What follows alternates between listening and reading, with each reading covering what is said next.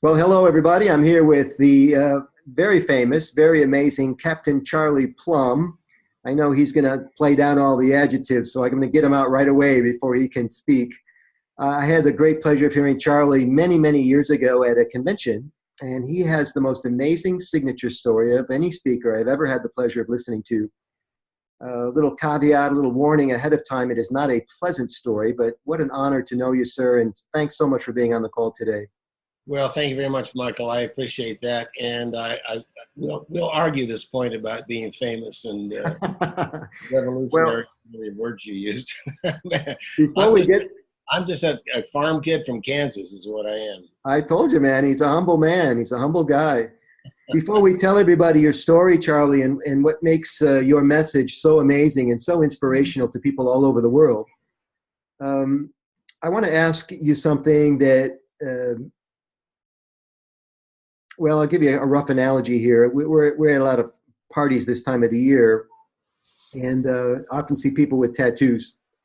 And sometimes they have a portrait of somebody on their hand or on their arm, and there are dates by the portrait. You know right away it's like an ink epitaph, right? And everything's going great during the party, but when you say to that, what's that about? You know the answer is going to be somebody passed away, and I got this in memory. And it takes the conversation down about 8 or 10 notches, and you can't recapture the spirit again. I always wondered why people did that as a memorial to a loved one, and then it like reboots the party every time you get asked about it. Your message is one that can take you back to a place of your brainstem that you don't want to visit. Before we tell everybody what your story is, how do you deal with that? Is that in a separate compartment of your life now?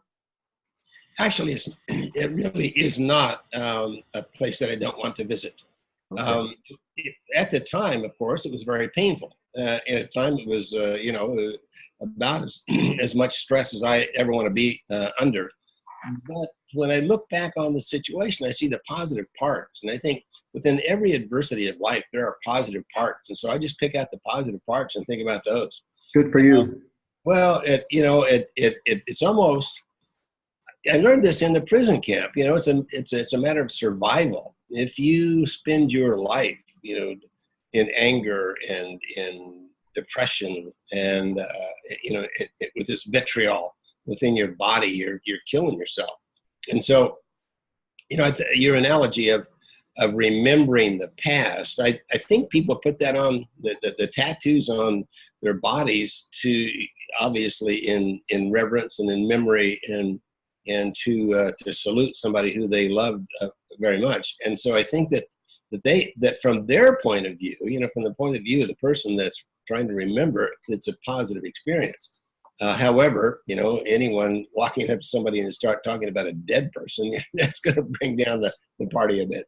Well, again, to your point, depending on how they manage it, right? So I'm fascinated that you're not afraid to revisit this. And in fact, you get paid money to revisit it in keynote speeches and sessions and tell everybody the story now, because not everybody knows the story of Charlie Plumb. It's a fascinating tale. Thank you for that. Before I do that, let me respond to something you just said. Frequently, I will tell audiences that I am talking to myself as well as talking to the audience, because I'll tell them I need this message more than they do. I still have frustrations in life. I have cars that don't start and airplanes that leave without me. But when I tell myself the message, and it's a message of resilience, it's a message of survival, it's a message of thriving through challenges. And so, and my byline is adversity is a horrible thing to waste. And so if you can look upon your adversity and sort of look at it as a puzzle, there's value here. How can I figure out what it is? So the story is this. I was a fighter pilot in Vietnam, flew 74 successful combat missions, had a pretty good career going for myself. I was flying the F-4 Phantom jet, hottest airplane in the world at the time. So at 24 years old, I had this command of this $20 million airplane, which was a lot of money back then. And 5 days before the end of my tour of duty, I was blown out of the sky. Shot down by a surface-to-air missile. Parachuted in the enemy hands, captured, tortured, and spent the next nearly 6 years in a communist prison camp. Well, the war ended, we traded prisoners, and I was released. And several years after I was released, I was in a restaurant in Kansas City, where I used to live. About 2 tables over, a guy kept looking at me, and I looked at him, and I didn't recognize this gent. He came over, he approached me and at my table and pointed at me, and he said, "You're Captain Plumb." And I looked up and I said, "Yes, sir, I'm Captain Plumb." He said, "You're that guy. You flew jet fighters in Vietnam. You're a fighter pilot." I said, "Yes, sir." He said, "Kitty Hawk aircraft carrier, Fighter Squadron 114, 19th of May, you were blown out of the sky. You parachuted into enemy hands, and you spent 6 years as a prisoner of war." Well, see, he's telling my whole story. And I'm at this point, I'm kind of dumbfounded, asking myself, who is this guy? And so I said, "Well, how did you know all that?" And he looked at me with kind of a twinkle in his eye and a smile, and he said, "Because I packed your parachute." Well, I was speechless, and best I could do was stagger to my feet, reach out a very grateful hand of thanks. He came up with just the proper words. The guy grabbed my hand, pumped my arm, and he said, "I guess it worked." So I said, "Indeed it did, my friend." And I've said a lot of prayers of thanks for your nimble fingers, but I had no idea I'd have the opportunity of expressing my gratitude in person. He said, "Well, were all the panels there?" I said, "Well, most of them were. 3 torn panels in that parachute, and it wasn't your fault. It was mine. I ejected from that F-4 Phantom. It's 600 miles an hour, close to the ground. I was well outside the envelope of that parachute. You did your job. I didn't do mine." I said, "But let me ask you a question. Do you keep track of all the parachutes you pack? Do you know of all the lives you've saved?" The guy said, No, this may be the most important part of that whole evening. He said, "No, I don't keep track of all the parachutes I pack. It's enough gratification for me just to know that I've served." Well, there's a tradition in the military that if you use the parachute that somebody else packed, you owe them a debt of gratitude, and so you buy them a bottle. And Is the bottle the same as a debt of gratitude these days? Well, it was then. I'm not sure it's politically correct anymore, but that was the tradition. And so he and I struck up a long conversation over a couple of drinks that night. And his point, a very humble guy, his point was, "Hey, I'm not the only one who packed your parachute." And I said, "What?" And he said, "Yes, I did the physical parachute part." He said, "But how about your emotional parachute? How did you learn the forgiveness it was going to take? How did you learn the discipline it was going to take? How did you learn the integrity that it was going to take to survive 6 years in a prison camp? And what about your spiritual parachute? Who gave you that panel in that parachute that would allow you to believe and have faith that someday that this experience would actually be beneficial?" So it was quite an interesting conversation that night. And so those are the parallels that I draw, that with any challenge in life, you've got a lot of parachute packers. And I ask my audiences, who packs your parachute? And have you thanked them for that lately? Yeah. Because nobody is, we'd like to say we're self-made, right?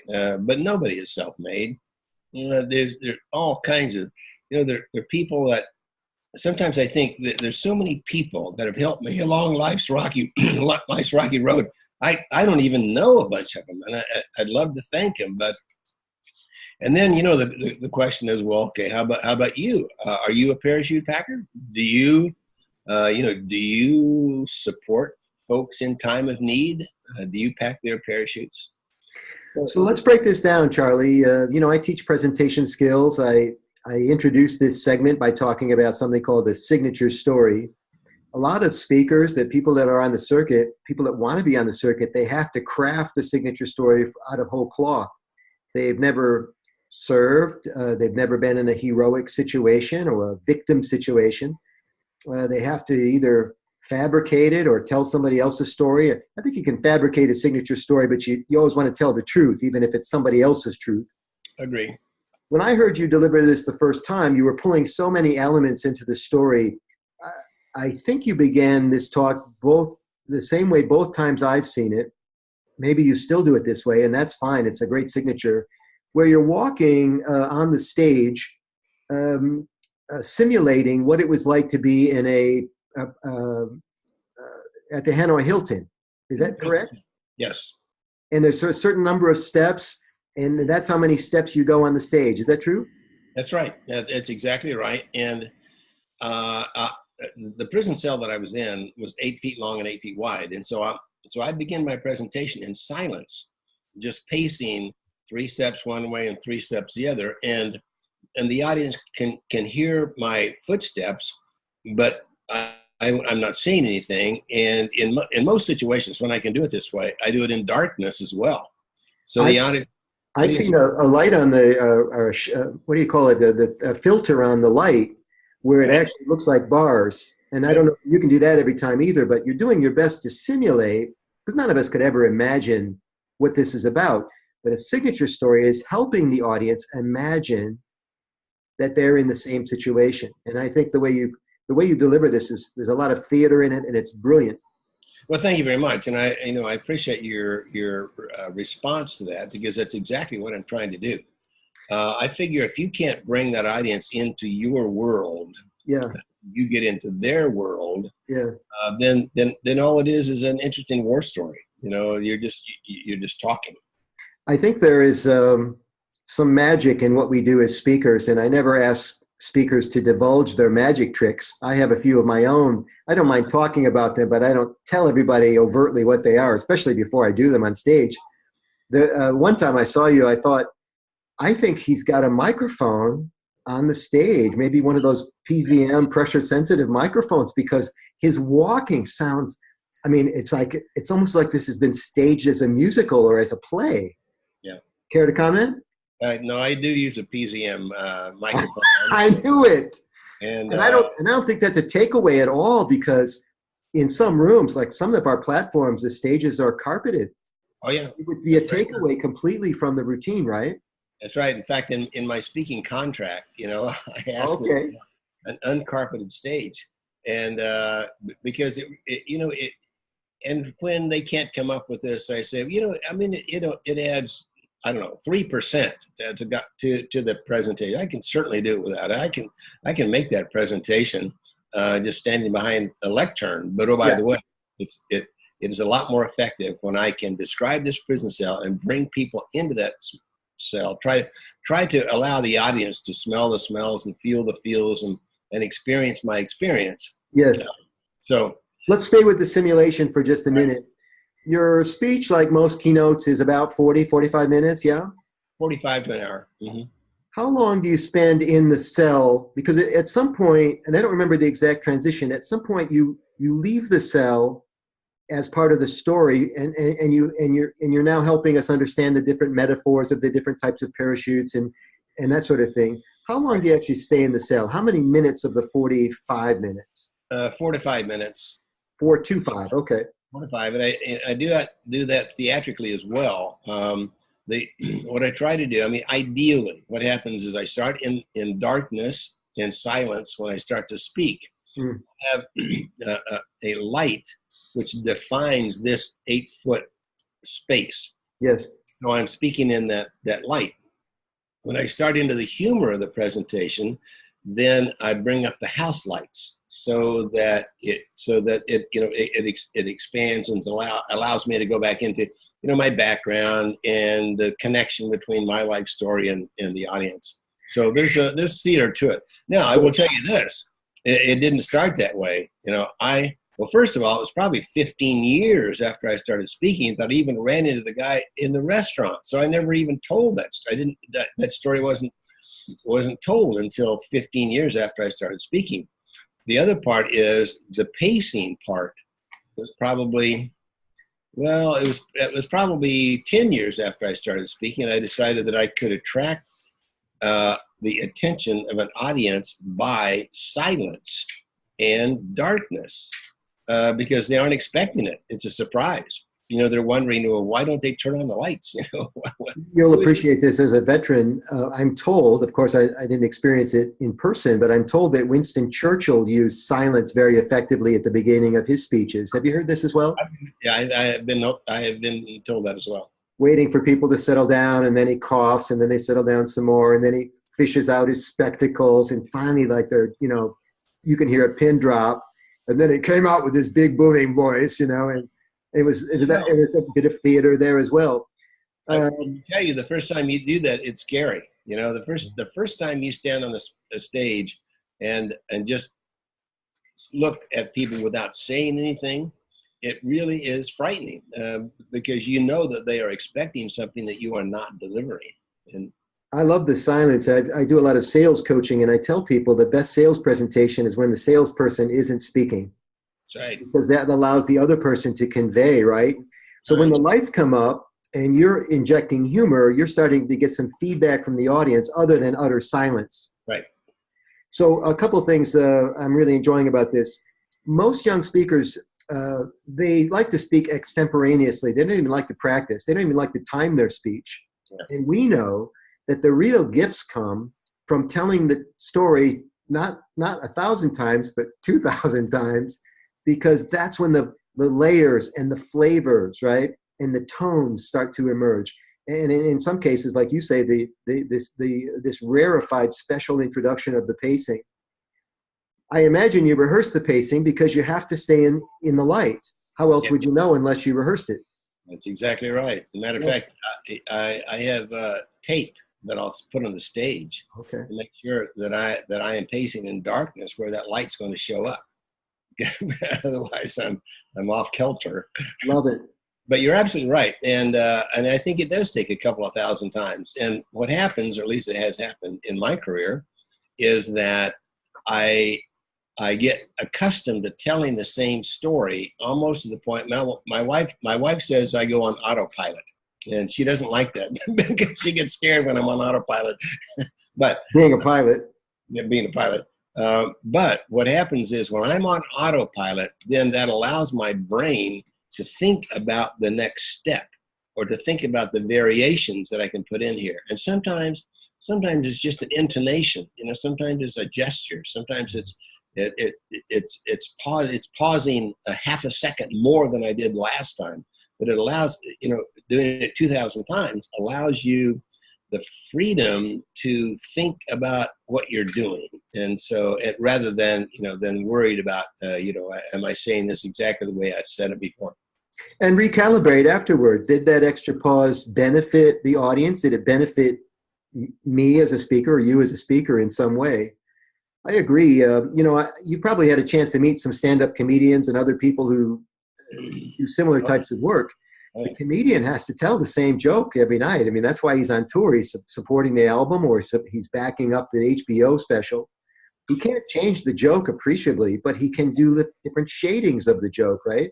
And I've heard comedians say they adjust it based on what city they're in or what part of the country.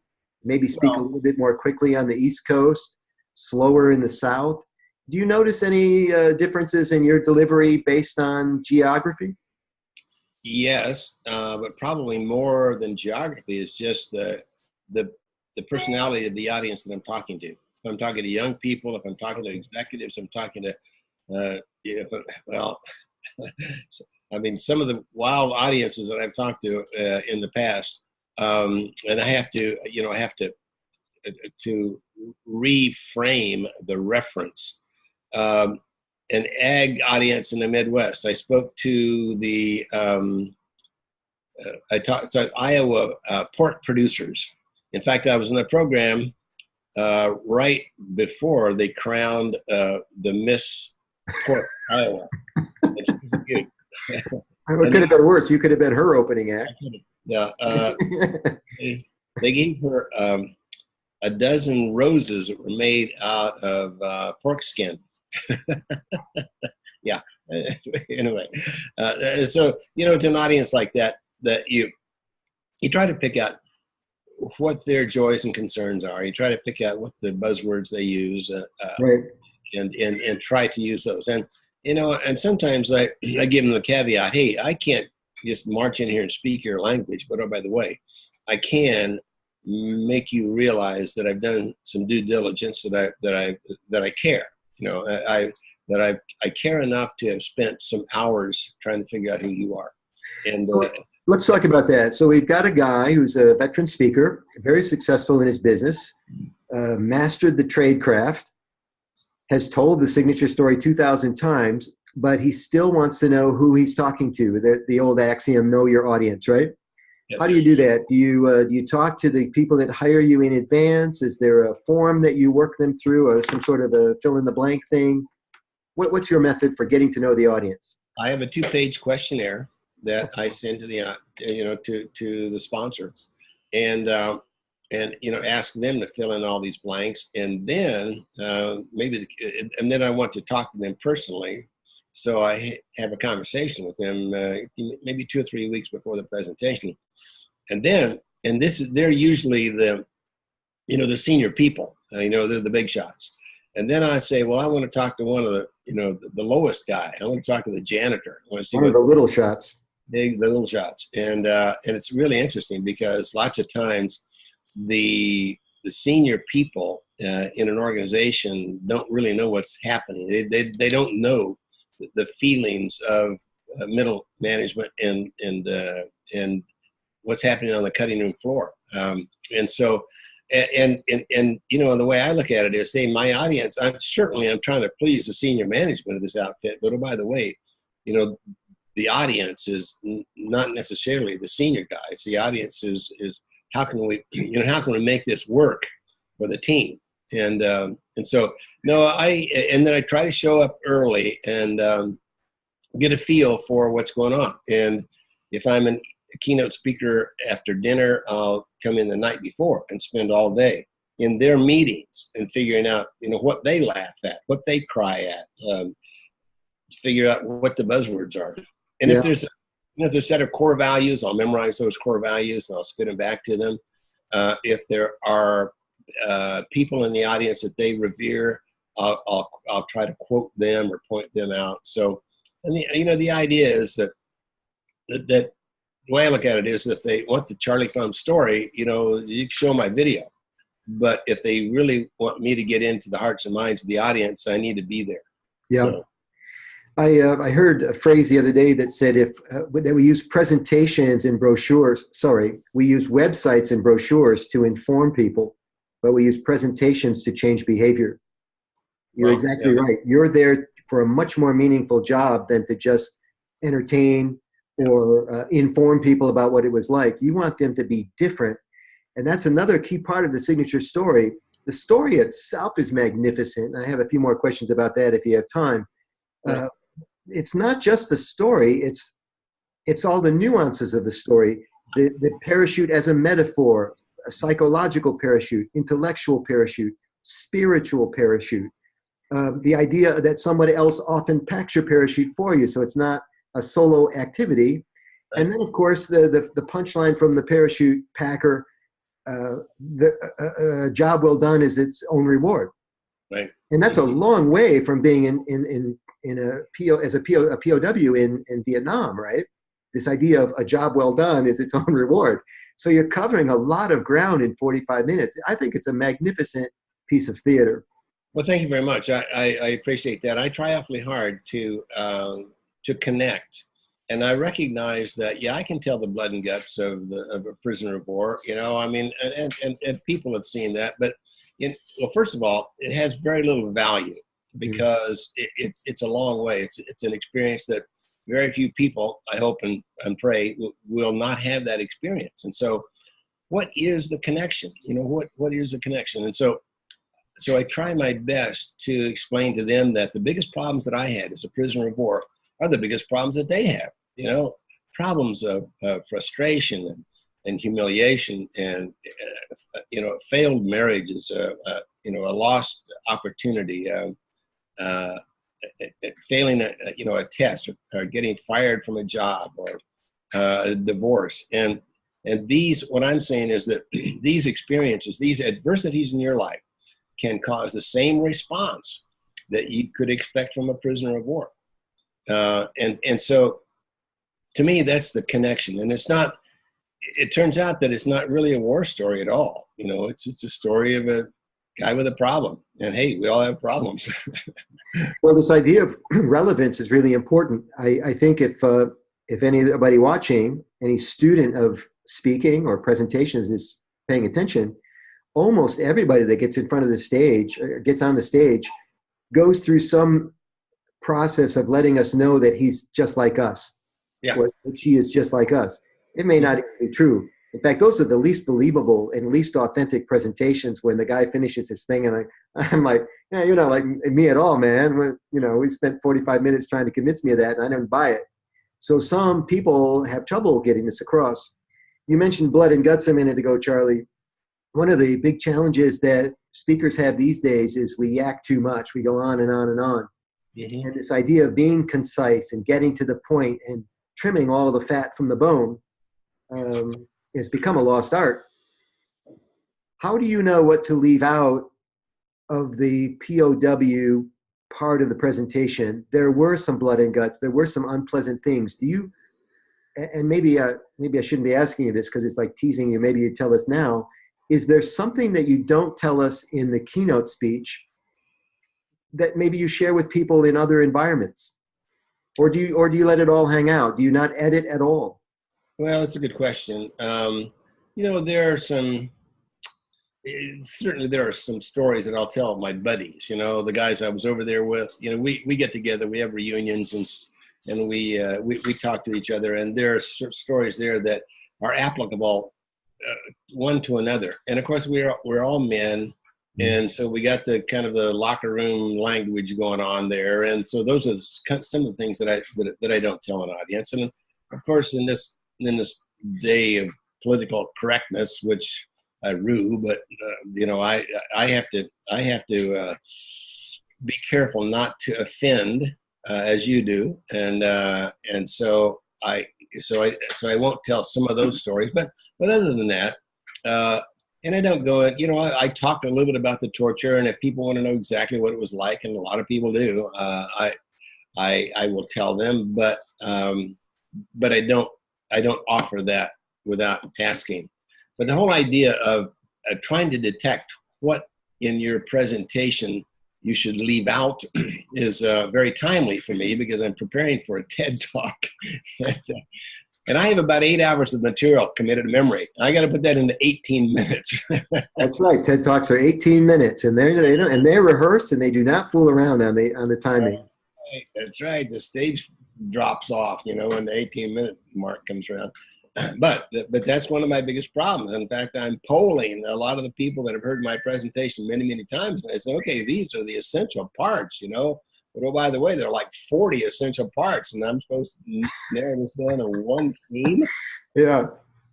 So, but you're absolutely right. And I think as speakers, sometimes we get so enamored with our stories and what we have to say and our talent in saying it, we just want to go on and on and on because we don't want the audience to miss any part of it. But the secret is they don't know what they're missing if you don't say it. Yeah. Yeah, editing is a tough thing because it's like our baby, and we don't want our baby to lose an arm or a toe or a finger. You know, that's the complete thing.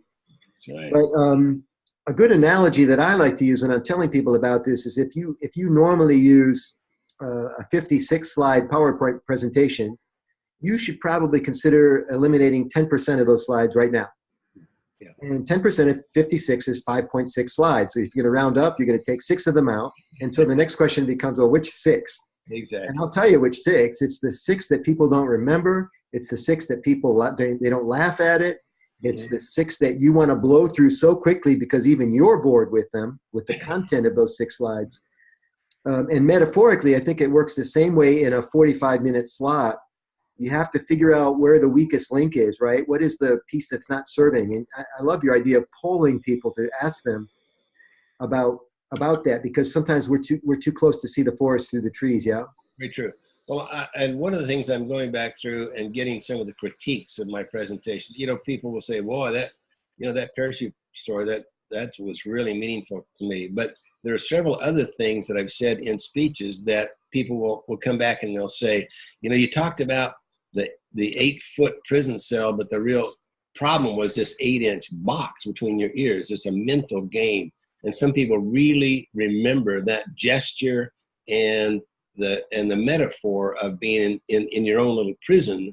And so, you know, so many of these little things that people respond to, and I'm trying to, you know, figure out how I put that in 18 minutes. I love this crafting. I never get tired of doing it. I saw you do this just now, so I got a freebie for you. You can use it if you want. Right. Yeah. Okay. In television, the director goes like this. Oh, isn't that interesting? And you take a little practice to get your. That's how they adjust the. That's great. The proportion, right? Yeah. And so you're welcome. You can have that. I thank you very much. So I also ask for feedback afterward. I'm asking for what's good. And we're in a very unusual business where we get a lot of accolades, sometimes many more than we deserve. I came up through the music business, and we learned never take all that love, all that seriously, any more seriously than you take the most negative reviews, right? Yeah. So, because you're somewhere in the middle. Yeah. So when I ask people for feedback, they tell me what they think I want to hear a lot. So I find the better question, and again, this is for the people listening and watching the video, is I say, what did you like least? Or what didn't do it for you? And that's when stuff gets real, man. They like do a double take, like, you seriously want to know this? And sometimes they have to really think it through themselves, because if they really were sold on the emotional piece, well, let's see, where did it slow down a bit? And I read one time about the band, you could do it with any band, but the band I read it about was Coldplay. Mm-hmm. How when they're on stage, they watch they can't see much on the stage other than the exit signs in the back of the arenas. Yep. And they watch for silhouettes to go past the exit signs. Who's leaving? What silhouettes they see, those are the slowest and weakest songs of the set. And those are the songs they swap out. So you can get feedback in all kinds of ways. It is interesting, and you're absolutely right. That's one of the biggest problems I have in my entire career, is getting good, solid critique. Uh-huh. And I think I have a little bit of a problem that even most speakers don't have, is that people, I think, have sympathy for me and what I've been through. And so they don't want to critique. Yeah, they're like, you've been through enough, Captain Plumb. I'm not going to tell you about your weak introduction. Exactly. Don't let me torture you anymore. That's funny. But how that, and I'm not sure if that's really the reason, but you know, people want to give us accolades after we finish, and the people, you know, it's like retail. You know, if they don't like your product, they're probably not going to tell you. I mean, most people go away; they just don't come back to that store. Yes. I think people are a bit that way, and particularly, you know, when you've got a story that's positive, a story of survival and thriving through adversity, people don't want to come up and tell you, well, you know, you should have told that story, you should have done it that way. But that's a very good point. Ask them what didn't. Ask a person what didn't fit in their life in your story. Yeah, and I as much as I like that question, I always ask the other one first, though. I heard this technique a while back: like best next time. So, what did you like best about what I did? You know, juice me up a little bit, and then what can I do better next time? Not what did I do wrong, but what can I do better next time? Mm-hmm. And I find when I'm coaching up and coming speakers, it's the same technique, right? Because if I tell right away, I'm thinking, oh, don't do that, don't do that. But if that's how I convey the information, it's negative, and we don't want to be negative with ourselves or with other people. If you're just joining us for some reason, I'm talking with Captain Charlie Plumb. Do you still go by Captain? I do. I'm a retired Navy captain. Okay, and he was a 6-year member of the resident of the Hanoi Hilton. That's 6 years as a prisoner of war. It was a tragic thing, and for anybody to have to go through. And Charlie's one of the few people on the circuit still talking about it. Now, let's review the roster's thinning out a little bit. John McCain was there, yes? Yeah, John was my flight instructor, and so I knew him before we got into the prison camp together. We were in the same camp for quite a while. He was shot down 5 months after I was. and I was the first guy to recognize him and communicate with him. I'll be darned. Yeah, he was torn up much worse than I. He had 5 broken bones when he was shot down, and they were twisting his broken bones to torture the poor guy. He wrote a book about it as well, but he's been busy with other things, not so much on the speaking circuit. You're really the emissary of this message. Pretty much. Only a couple of other guys. There are only 591 of us, and so there have been a couple of guys that have approached this as a career, as I have. But most of the guys, while they'll talk at the local, VFW, or they go to a school and talk about it, most guys didn't want to become speakers. Well, when I say that you've become the emissary, I guess that's what I'm getting at, is you're polished and you're professional and you're probably reaching a lot more people vis-a-vis your career move. I don't think it's any kind of career anybody ever plans on, but my gosh, it's a message that people need to hear, especially now. And you're right, we hope nobody ever has to go through it again. Charlie, give us a website, a place that people can learn more about you, purchase your story, sign up for your training. What's available? Pretty simple, charlieplumb.com, and it's CharliePlumb. So charlieplumb.com is my website. Okay. Everything's there, my Twitter address, my Facebook, I'm into all the social media stuff. We'll find you. Yeah. Tell us more about the TED Talk. Do you have a date, or can you speak about that? Sure, 1st February. But then, as you know, they tape that, and so hopefully it will, it will be positive and good, and it will go viral. I'm sure it will. Where is the talk? Where is the recording take place? It's in Thousand Oaks, California, and it's actually part of a school. It's Oaks Christian School is the outfit. So I'll have probably 1,000, 1,500 people in the audience, and so that'll be cool. Yeah. Well, the easiest way, of course, to find that is everybody just search, go to the TED.com site and look for our friend Charlie sometime after February 1st. And I'll have it posted on my website if it's good. I'm sure it'll be good. Charlie, you're an inspiration, and you're also very good at what you do. I'm so glad we had a chance to talk today and share some trade secrets with some speakers and presenters that are coming up. Thank you very much, Michael. I appreciate that, and I appreciate what you do. You're a real pro. Thank you, sir. Thanks for staying with us. And more information about my programs and products, everybody, at michaelangelocaruso.com. And if you want to message me there, we'll see a video of this later with Charlie and also a podcast version. Thanks, Charlie. Thanks, Michael.